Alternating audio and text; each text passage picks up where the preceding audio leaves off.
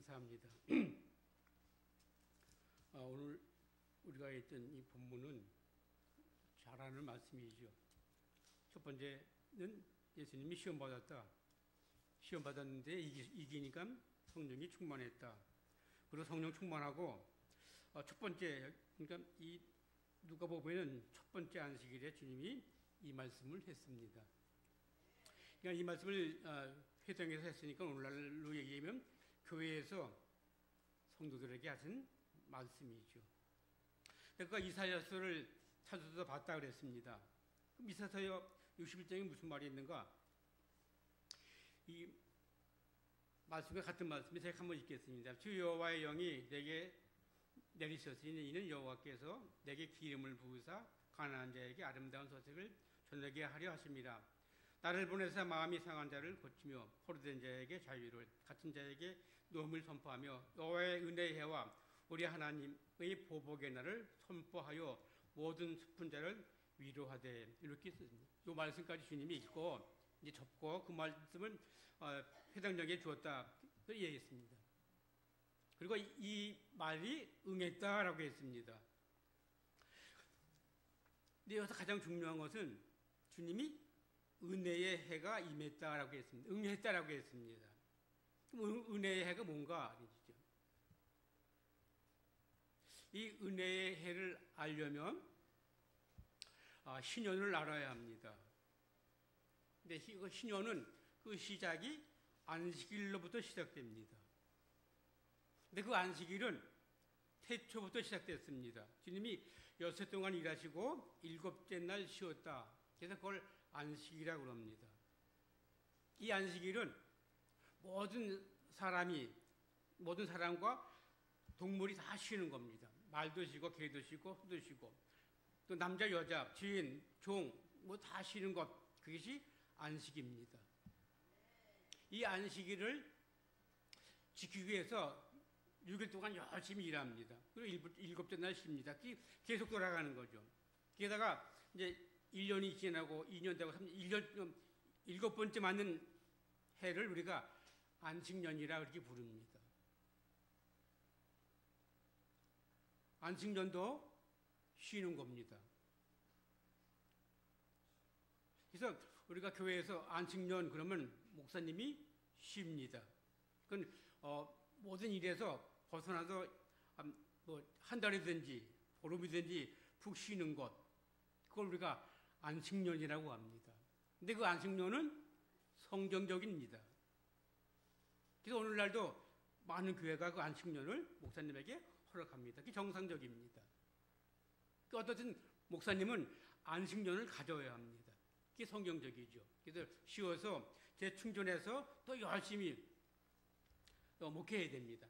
그래서 또 그렇게 7번씩, 7년에 7번씩 들어가면 그 7번째 해 다음에 77이 49, 그 50번째가 신년이죠. 근데 그 7번씩 7번째 되는 그 49년 때에는 나팔 불고 잔치를 합니다. 물론 7년 때에도 그렇게 합니다. 근데 그 더 중요한 건 나팔을 불면서 그 내년이 신년이다라는 것을 알려주는 거죠. 그럼 안식년과 신년이 뭐가 틀린가 이거죠. 안식년은 모두가 다 쉬고 그 잔치하면서 쉬지만 신년은 쉬면서 다른 게 뭔가 모든 것이 제자리로 돌아간다는 얘기죠. 제자리로 돌아가는 뭔가 오늘 본문에 보니까 가난한 자에게 복음이, 병든 자를 고치고 포로된 자를 다 놓아주는 것, 그것이 은혜의 해라 이게 있습니다. 그러니까 은혜의 해란 말은 모든 것이 자유롭고 원래대로 돌아간다는 뜻이죠. 그러니까 이스라엘 백성도 돈이 없으면 팔렸습니다. 물론 나를 팔기도 하고 또는 자녀를 팔기도 하고 또 어떤 사람이 포로돼서 잡아가기도 하고 그렇게 파는데 50년자가 되면 모든 걸 다 탕감하고 종에서 노이기도 하고 또 돈이 없으니까 땅도 팔아먹었습니다. 원래 땅은 이스라엘 법에서 팔아서는 안 됩니다. 근데 팔았습니다. 그러니까 그 신년을 기준으로 해서 신년이 멀리 남았다, 또 49년 남았다 그러면 돈을 많이 주고, 신년이 2, 3년밖에 안 남았다 그럼 조금 주고 그거 사는 겁니다. 그래서 샀으면 49년대 팔았는데 자기가 돈 벌었으니까 살 수가 있고, 아니면 친척이나 아들이나 누가 대신 사줄 수가 있습니다. 그러나 3, 4년 남았는데 팔아먹고 안 샀다 그러면 누구든지 그 땅을 원래 주인에게 돌려주어야 합니다. 그게 신연입니다. 그게 은혜란 얘기죠. 근데 왜 그런가? 놓아준다는 얘기입니다. 그러니까 뭘 놓아주는가? 이스라엘 백성이 이스라엘 백성 중에서 종되었다 그러면 그가 그 가족에게로 돌아가야 한다는 얘기입니다. 그게 법입니다. 아무 데가 아니라 신령이 되면 꼭 그렇게 해야 됩니다. 그리고 내가 빚을 많이 꾸어줬는데 저 사람이 너무 가난해서 빚 받을 수 없고 땅도 없어서 받지도 못하고 아무것도 없다. 그러면 어때요? 50년 되는 해는 그냥 탕감해 주는 거죠. 아무리 많아도. 그리고 그 해에는 50년 뒤에는 내가 다른 사람에게 팔아먹었는데 내 돈이 없어서 못 샀어. 그러면 그것이 도로 나한테 온다는 얘기죠. 또 내가 집이 좀 좋아서 집도 팔아먹었다. 그래도 돈이 없어서 못 샀다. 그러면 50년 뒤에는 다시 내게 온다는 얘기죠. 이 말이 무슨 말인가? 근데 이 신연이란 말이 신약에는 한 번도 안 나와요. 구약에는 몇 번 나오는데 신약에는 절대로 안 나와요, 이 날이. 근데 그 해를 주님이 은혜의 해라라고 인용해서 사용했다는 얘기죠. 그러니까 신년은 모두가 안식하는 거죠. 안식일도 안식하고 안식년에도 안식하고 신년에도 안식하는 겁니다. 이 안식하면서 모든 것이 제자리로 돌아오는 거예요. 회복된다는 얘기죠. 그래서 몸도 종되었다가 자유몸이 되고, 재산도 없었다가 다시 내 것 되고, 땅도 내 것 되고, 또 노예가 됐다가 자유인이 되고, 모든 것이 자유가 되는 것, 해방되는 은혜, 그것이 신년입니다. 근데 이 신년이 우리에게 무슨 의미가 있는 얘기죠.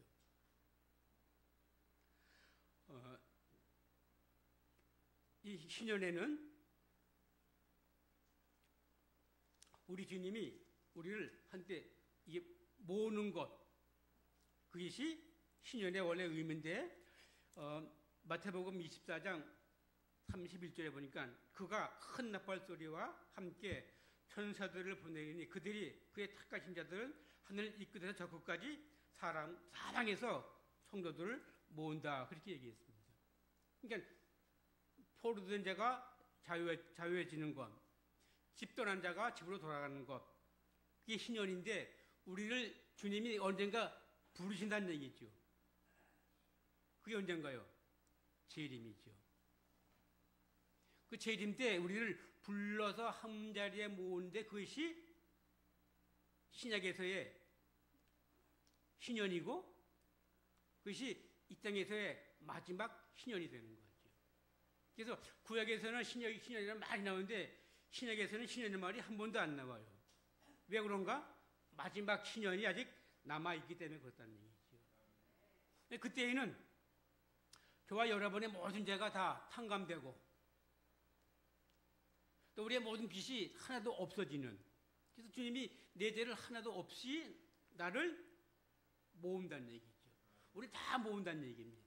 그 모은다는 얘기가 신년이라는 얘기죠. 그래서 주님이 이 신년 때에 그 은혜를 주시기 위하여 응했다. 그래서 그 응함을 보여주기 위해서 우리 하나님이 많은 병자를 고치시고 또 눈먼 자를 눈뜨게 하고 여러 가지 이적을 했는데 그게 뭔가 포로에서 해방시켜 주었다는 얘기죠. 그래서 그 병듦에서 건강해지는 것, 그것이 포로에서 놓였다는 얘기죠. 그래서 그것이 은혜라는 얘기입니다. 그러니까 우리가 개인적으로 그런 은혜를 받을 수도 있고, 어쩌면 뭐 건강하거나 뭐 그런 일이 없다면 우리가 마지막 우리가 죽었든지 살았든지 주님이 우리를 불러 모으면 그때가 은혜의 해를 입는다는 얘기죠. 그때가 바로 저와 여러분의 신년이 되는 거죠. 그러므로 우리가 나는 죄를 안 졌다라고 할지라도 우리는 윤리적으로 도덕적으로 깨끗하다 할지라도 우리는 원죄가 그냥 그대로 있다는 얘기죠. 근데 물론 주님이 그 죄를 우리를 탕감해 주었어요. 그래서 우리가 죄 없는 몸이 되었지만 그러나 그 죄 없는 몸을 완전히 부르시는 날 그가 곧 재림이라는 얘기입니다. 그 저와 여러분은 그 재림을 늘 사모하면서 살아야 된다는 얘기죠. 이스라엘의 종으로 팔렸다면 저들이 틀림없이 신년을 기억했을 거예요. 몇 년 있으면 신년인데 난 틀림없이 자유롭다. 내가 신년이 되면 집에 돌아간다. 그래서 부모님도 보고 형제도 볼 수 있다라는 소망 가운데 희망 가운데 그가 산다는 얘기죠. 저희 여러분이 이 땅에 살면서 우리가 언젠가 죽을 때가 있을 거예요. 물론 저는 개인적으로 제 육신의 죽음을 안 보고 주님을 봤으면 좋겠어요. 그러나 그건 내 마음이지 우리 주님 마음이 아니잖아요. 내가 언제 죽을 수도 있잖아요. 그럼 내가 그 죽음을 인정하고 내게 있을 신년을 소망하면서 제가 이 땅에서 살아야 된다는 얘기죠. 여러분도 다 마찬가지예요. 우리 모두가 죽지 않고 주님이 오심을 바라보면 만나면 얼마나 좋을까. 그러나 그렇지 않을 수 있다는 얘기예요. 그 때문에 우리 신년을 바라보아야 된다는 얘기예요. 신년을 소망해야 된다는 얘기예요. 만약 여러분에게 신년이 없다, 자유가 없다, 그리고 모험이 없다라면 우리는 어디로 가겠어요? 지옥 가는 거죠. 그러나 은혜의 해가 있으니까, 신년이 있으니까 누구든지 이스라엘 백성은 집으로 돌아갈 수 있다는 얘기입니다. 거기서 부모 형제를 만날 수 있다는 얘기입니다. 그러니까 저희 여러분이 예수를 잘 믿기만 하면 우리는 틀림없이 즐거운 신년을 맞이할 수 있다는 얘기입니다.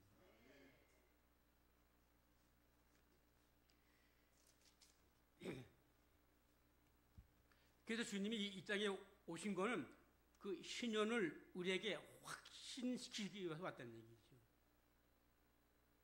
그래서 주님이 그 이사야서에 있는 글이 오늘 너희에게 귀에 응했다라고 틀림없이 우리에게 말씀했습니다.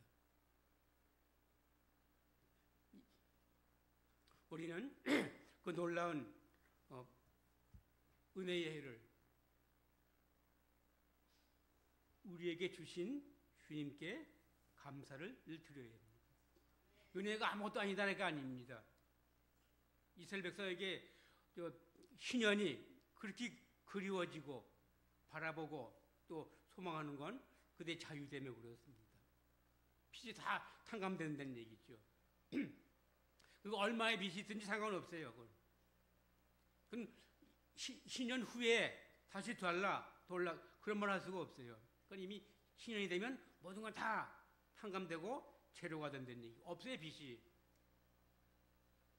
마찬가지로 주님이 이 땅에 오시면 우리는 아무 죄가 없어요. 그러니까 죄가 없으니까 주님이 모으심에 우리 다 함께 모일 수가 있다는 얘기입니다. 그러나 지금은 아니란 얘기죠. 우리는 얼마간의 빚이 있어요.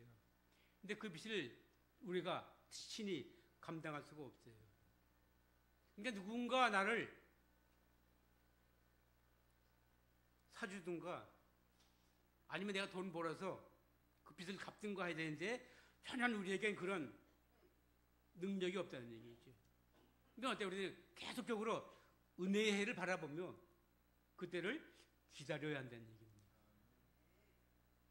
그 기다림이 길 수도 있고 짧을 수도 있고 어떤 사람에게는 그 기다림을 맛보지 못하고 먼저 죽을 수도 있습니다. 그러나 언젠가 그 은혜의 해가 우리에게 있다는 얘기입니다. 그래서 주님이 이 땅에서 제일 먼저 설교하신 제목이 바로 은혜의 해예요. 병 고친다, 부자 된다 그런 말 하지 않고 은혜의 해가 너에게 임했다. 이 말씀은 얼마나 우리에게 위로가 되는지 몰라요. 우리는 다 돈 벌 수 없잖아요. 저는 아무리 돈 벌려도 벌려주지가 않더라고요. 제가 아무리 건강하게 하려도 우리가 다 건강한 게 아니잖아요. 그러나 이 은혜에는 우리 모두가 다 한 사람도 빠짐없이 다 받을 수 있다는 얘기입니다. 왜냐하면 우리가 이스라엘 백성이니까. 주님이 우리를 얼마나 사랑하시는가를 우리가 이 말씀으로 알 수 있는 거 아니에요. 우리 은혜를 받았다는 게. 이후로는 우리는 빚 때문에 근심하거나 걱정할 필요가 전혀 없다는 얘기죠. 그래서 이 말씀을 읽었더니 회당에 있는 모든 사람들이 전부 다 주님을 주목해 보았다. 그 주님이 무슨 말씀을 할까? 근데 주님이 이 말씀이 응했다라고 말씀을 했다는 얘기죠. 오늘도 우리가 하루를 보내고 우리 주님 전에 왔습니다. 우리가 어떨지 오늘 하루를 살았든 간에 우리 하루가 주님이 우리를 도우시고 또 우리를 하여금 예배당에 올 수 있도록 인도해 줬다는 얘기죠. 우리가 기쁨으로 왔든지 뭐 억지로 왔든지 끌려왔든지 상관없이 우리가 주님 전에 와서 회당에 와서 이 말씀을 들었습니다. 무슨 말씀이에요? 은혜의 해가 너희 귀에 응했다는 거예요. 어떤 얘기는 이 은혜의 해가 아직 오늘 임할 수도 있고 어떤 사람은 어저께 임할 수도 있고 어떤 사람은 내일 임할 수도 있습니다. 그러나 우리 모두에게는 틀림없이 이 은혜가 꼭 있다는 얘기죠. 이건 개인적으로 있다는 얘기입니다. 그래서 우리 주님이 이를 위해 우리에게 왔고 이 일이 응해졌고 또 우리가 이 은혜를 받아 누리고 있다는 것. 만약에 제가 이 은혜를 받지 못해서 지옥으로 간다라면 얼마나 괴로울까. 많은 사람들이 지옥이 없다 라고 생각하지요. 그러나 성경은 틀림없이 지옥이 있다, 천국이 있다 라고 얘기합니다. 근데 지옥은 뭐 불붙는 곳이다. 성경이 또 그렇게 얘기하고 있어요. 근데 우리가 누가복음 그 나사로가 아브라함 품에 있고 그 부자 주인이 불 속에 있는 걸 봤어요. 그 부자가 눈 뚫어 보니까 자기 집 앞에 있던 거지 나사로가 아브라함 품에 있었다. 그걸 봤다. 그럼 어때 우리가 눈으로 거기서도 보인다는 얘기죠. 지옥 가면 장님이 아니라는 얘기죠. 눈이 똑같이 보인다. 그 멀리도 보인다는 얘기죠. 우리는 산 너머는 안 보이지만 그때는 보인다는 얘기입니다. 근데 그 얼마나 목이 말랐는지 물 한 방울 찍어달라. 근데 손가락으로 찍어달라. 이 말은 뭐예요? 손이 있다는 얘기 아니에요. 손이 있다는 얘기는 그가 육신을 다 가지고 있다는 얘기입니다. 우리가 죽으면 우리 육신이 적어요. 그리고 영육이 분리가 돼요. 그럼 우리 영혼이 그냥 아브라함 품에 있는가? 그게 아니라는 얘기죠. 틀림없이 성경이 말하기를 나사로의 손가락에 물 한 방울 찍어서 달라고 그랬어요. 그럼 아무것도 없고 손가락만 있나요? 그렇지 않다는 얘기죠. 그 몸이 있다는 얘기입니다. 그리고 부자도 분명히 봤다고 그랬어요. 보였다는 얘기죠. 그것이 시욕인데 그걸 우리가 그냥 상상 속으로 아마 있을 거야 라고 하면 안 된다 얘기죠. 성경은 처음부터 끝까지가 다 사실이니까요. 근데 그걸 믿으면 믿는 거고 안 믿으면 어때요? 의심하는 자가 되는 거죠. 근데 의심은 죄를 낳게 되는 거죠. 우리가 예수를 믿는데 어딘가 이 말씀을 의심으로 받는다는 얘기죠. 의심이 있다는 얘기는 우리가 이 은혜에도 우리가 의심할 수가 있어요. 정말로 주님이 날 부르실까? 정말 재림이 있을까? 마지막이 있을까? 라고 한다는 얘기죠. 그래서 많은 세상에 있는 사람들이 우리 주님이 그 예수가 나사렛 예수가 무슨 말을 할까라고 주목해 봤다는 얘기입니다.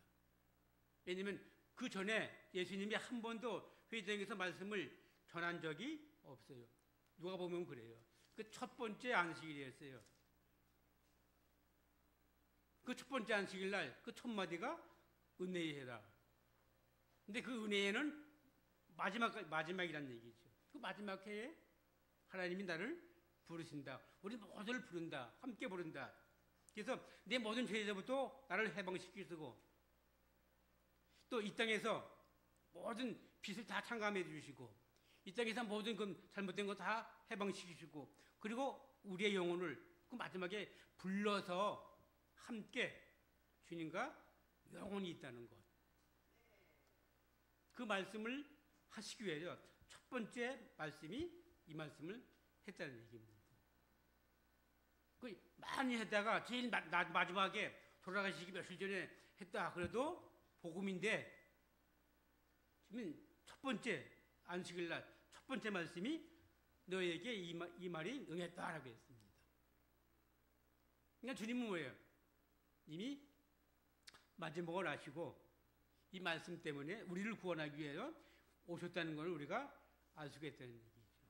물론 그것이 구약에부터 예언되어 있지만 그러나 주님이 친히 그 말씀이 응했다라고 한 말씀 많은 말씀 중에 바로 이 말씀이니까 우리에게 은혜를 주시거든요. 얘기죠. 우리의 죄를 다 사하시고 또 우리를 해방시키시고 그래서 저와 여러분을 아름다운 곳으로 부를 때 사방에서 땅 이 끝에서 저 끝까지 모든 성도를 은혜의 해에 초청하기 위해서 저와 여러분을 부른다는 얘기죠.